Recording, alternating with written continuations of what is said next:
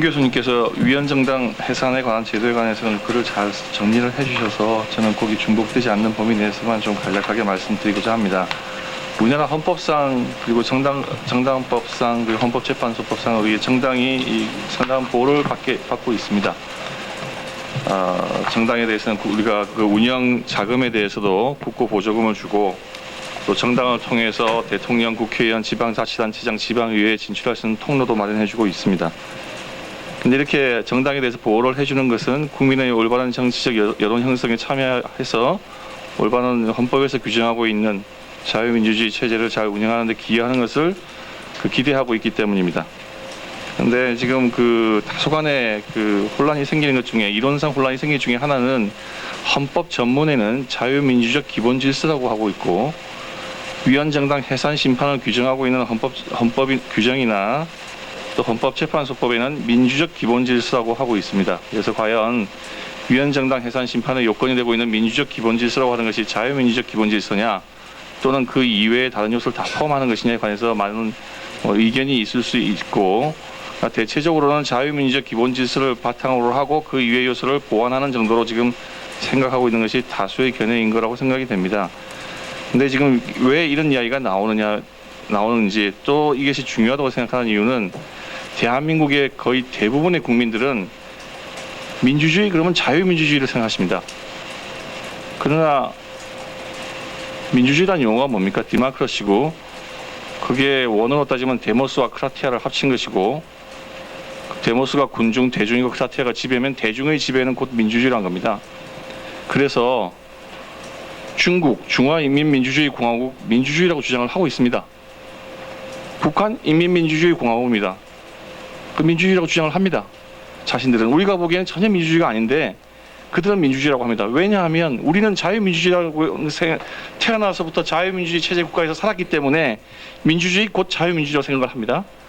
그러나 그러나 엄격하게 따지면 그렇지 않습니다. 자유민주주의라고 하는 것은 아무리 다수의 의사라고 하더라도 훼손할 수 없는 가치를 전제로 하고 있습니다. 기본권의 존중, 사회재산권의 보장, 자유로운 시장경제 체제, 개인의 창의와 자유를 존중하는 시장경제 체제. 물론 이제 20세기 들어와서는 혼합경제 체제를 채택하고 있지만 그래도 자유시장경제를 기본으로 하고 있습니다. 복수정당제, 권력분립. 이러한 것이 자유민주주의 체제에서 도저히 훼손할 수 없는 다수의 의사라 하더라도 그 헌법 자체를 뒤집어 엎지 않는 이상은 훼손해서는 안 되는 가치를 우리가 전제로 하고 있는 것이 자유민주주의입니다. 그런데 지금 80년대에 많은 민주화 운동, 지금 저희가 막 혼란스럽지 않습니까? 이번에 뉴스의 발표를 보면 아로 조직원 중에서 민주화 운동 보상금을 받은 사람들이 상당수가 있다고 합니다. 그분들 생각엔 그분들은 민주화 운동을 했습니다. 그분들이 생각하고 있는 민주주의라고 하는 것이 대다수 국민들이 생각하고 있는 자유민주주의가 아닐 뿐인 것입니다. 그래서 그런 어떤 용어의 혼란이 있는 것이고, 그래서 지금 제 생각에는 이 통진단 사태가 한국 국민들에게 과연 우리나라가 지향하고 있는 민주주의는 어떤 것인가에 관해서 어떤 사회적인 공론이 일어나야 하는 시점이고, 거기에 대해서 많은 학자분들이나 또는 언론인들이나 그런 분들도 한번 생각을 하셔야 되고, 자라나는 세대들에게도 민주주의가 자유민주주의가 민주주의 그 동의어가 아니다. 그래서 그 용어의 혼란을 위한 어떤 그를 우리가 이 용어의 혼동으로 인한 사회적 혼란을 방지하기 위해서 어떻게 교육시켜야 될 것인가에 대해서 깊이 논의를 할 시점이라고 생각을 합니다. 지금 위헌정당 해산의 요건으로서는 정당의 목적이나 활동이 헌법의 자유민주적 기본질서에 위배될 때, 민주적 기본질서이지만 우리가 해석하기로는 자유민주적 기본질서라고 생각하기 때문에 위배될 때를 이야기하고 있는데, 목적이라고 하는 것은 아까 우리 김 교수님께서 말씀하시지만 대부분 다 이제 강령이나 정책에서 그것이 표현이 됩니다. 그러나 어느 정당이 처음부터 해산 요건에 걸려들기를 아주 자청하면서 강령에 그것을 명백하게 자유민주적 기본질서를 침해하는 용어로 쓰겠습니까? 그러는 바보 같은 정치인들은 없는 것이죠. 그래서 지금 강령 자체만을 가지고는 저도 제 생각에도 위헌정당 해산 심판으로 들어가기는 힘듭니다. 왜냐하면 아까 방금 말씀드렸지만 어느 정치인이나 정당도 명백하게 반헌법적 가치를 갖다가 강령에다 규정하지는 않겠죠. 다만 그것을 대중들에게 다가가기 쉬운 용어로 또 설득력이 더 높은 용어로 표현하는 경우가 있다고 생각을 합니다. 지금 현재 사회 일부 시민단체에서 그 통진당에 대해서 위헌정당 해산 심판을 해달라고 정부에 청원한 분들이 있습니다. 그 일부 자료를 보면 이렇게 되어 있습니다. 통진당 강령에 보면은 전문에서 일하는 사람이 주인이 되는 자주적 민주정부를 세우고 민중이 정치, 경제, 사회, 문화 등 사회생활 전반의 진정한 주인이 되는 진보적 민주사회를 건설한다. 용어 자체로 봐서는 굉장히 나쁜 게 없어 보입니다. 그런데 이제 공안 사건을 많이 취급한 공안 사건 전문가들의 말을 빌어보면 여기서 말하는 일하는 사람이 주인이 되는 사회, 이것이 무엇을 의미하는가? 그 다음에 또 전문에 민중주권 보장을 위한 정당법과 선거법 개정을 하겠다. 그러면서 민중주권은 또 무엇을 의미하는가? 결국 우리나라 헌법은 모든 국민이 국민주권주의에 따라서 어떤 주권자의 일부를 구성하고 있다고 하는 것이 우리나라 헌법의 원리인데, 이렇게 지금 일하는 사람이 사회의 진정한 주인이 되고 민중주권을 보장하고, 결국은 그 공안 사건을 많이 담당하고 경험했던 분들의 시각에 비춰보면, 설명에 의하면은 이것은 노동계급 독재의 변형된 표현일 가능성이 굉장히 높다. 그렇게 이야기를 하고 있습니다. 그 다음에 지금 통진당 강령에서는 명시적으로 주한미군 철수, 한미동맹 해체, 국가보안법 폐지, 연방제 통일 이렇게 주장하고 있습니다. 예, 하나하나씩 뜯어보면은 뭐 정당에서 주장할 수 있는 정책적 주장이라고 생각을 합니다. 그러나 지금 통진당을 장악하고 있는 또는 주도하고 있는 정치 세력이 한국 사회를 어떻게 바라보고 있는가? 한국 사회가 외세의 식민지 상태이므로 외세를 몰아내고 어떤 민족 해방, 민주주의 혁명을 일으켜야 된다라고 하고 있는 어떤 시각에 비춰보면, 이는 곧 북한의 대남적화 혁명 노선과 굉장히 흡사하다고 하지 않을 수 없습니다. 그래서 이런 어떤 의혹을 사고 있고 사왔습니다. 다만 이런 것이 강령상에 머무르는 한에서는 저희가 정당을 보호하는 헌법적인 보장에 비추어서 바로 위헌정당 해산 심판을 들어간다는 것은 상당한 무리가 있습니다. 그냥 강령만 머물고 있는가, 대다수 국민들이 그런 강령상의 활동이라고 생각하고 있는 사이에 어느덧 현실적인 활동으로 다가와 있다는 것을 우리가 이번 사태에서 확실히 볼 수가 있습니다.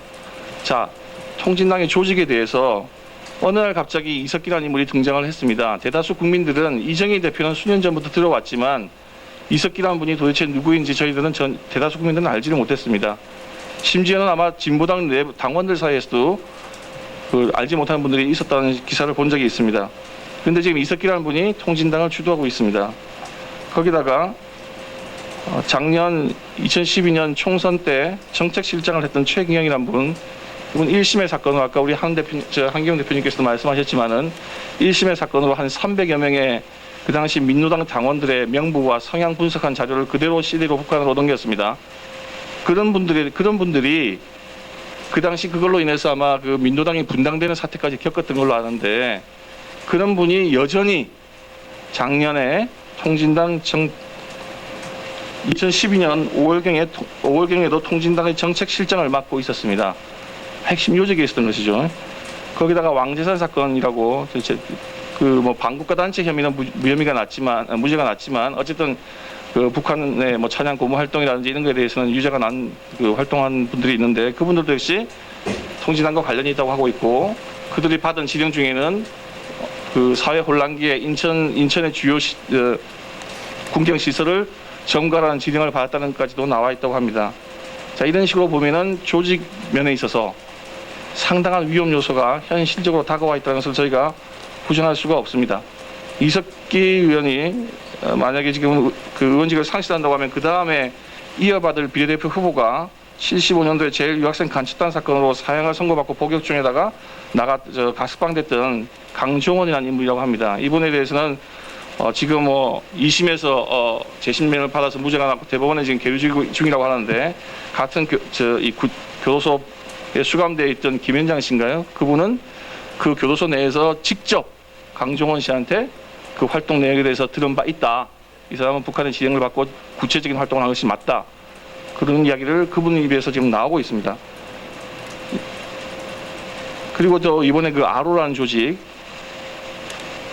어떤 대한민국 헌법에서 보장하려고 하는, 보호하려고 하는 정당은 정당 내에 개파가 있을지라도 공조직을 무력화시키고 공조직을 허수아비로 만들면서 의사결정을 대외적으로 표시되어 있는 것과 전혀 다른 조직의 그런 어떤 게 움직이는 그런 정당은 저희가 헌법에서 예정하고 있는 그런 어떤 합법적인 정당이 아닙니다.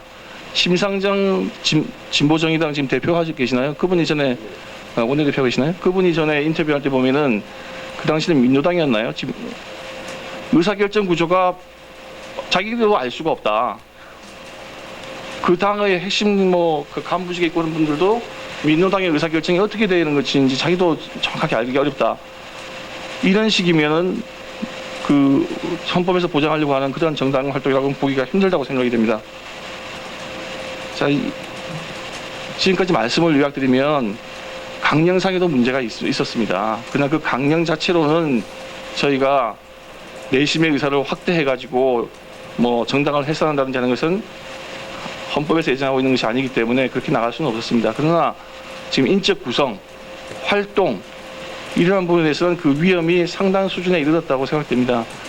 일부 논객들께서는 130명 가지고 어떻게 대한민국 사회를 뒤집어 엎냐고 말씀하시는데 그거는 평상시에 평화로울 때 이야기고 사회가 혼란스러울 때이나 또는 사회가 굉장히 분열되어 있을 때 또는 일부라도 북한의 어떤 그 국지전을 도발하고 있을 때 그럴 때에는 이야기가 완전히 달라집니다. 비록 대한민국 전부를 전복시키지 못할지라도 한 지역에 대해서 지역 자치단체의 어떤 지방정부의 기능을 마비시킨다든지 그걸 거의 대체해서 자기가 어떤 지방정부의 기능을 일정 기간 수행하려고 한다든지 하는 것은 얼마든지 가능하고 실질적으로 우리보다 훨씬 작은 섬나라이긴 하지만 카스트로가 쿠바를 뒤집어 볼 때 인원이 100명도 채 안 되죠.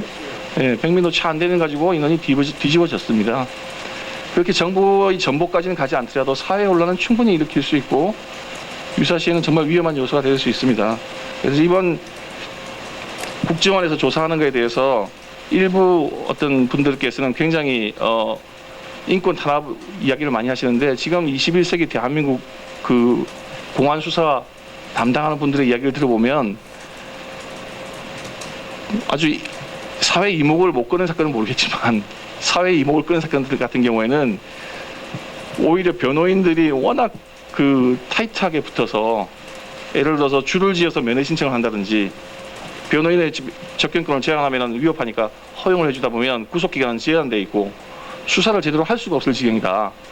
그리고 지금 우리나라가 지난 한 10몇 년 동안 증거법에 관한 판례가 굉장히 발달을 했습니다.